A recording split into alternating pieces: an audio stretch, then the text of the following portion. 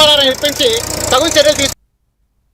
నెల్లూరు జిల్లా వెంకటాచలం మండలం ఈదగాలి గ్రామంలోని 4 కాళ్లతో జన్మించిన కోడిపిల్ల స్థానికంగా ఆసక్తి రేకెత్తిస్తుంది.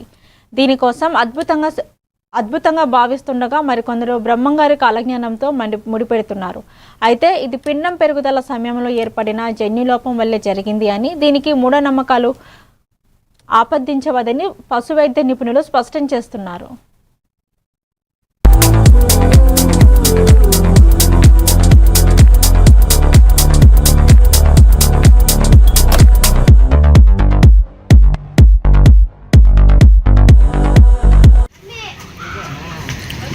మాది ఈదగాలి వెంకటాచలం మండలము.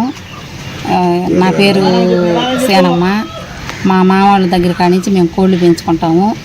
మాకు ఫస్ట్ నుంచి అలవాటు.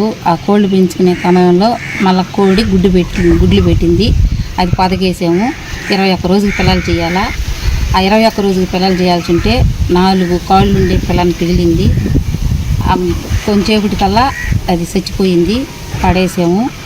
ఇదేంది ఇట్ట మిగిలింది, ఏమవుతుంది అని చెప్పి మేము డాక్టర్ని అడిగితే అదేం కాదు అని అన్నారు. అందుకని మేము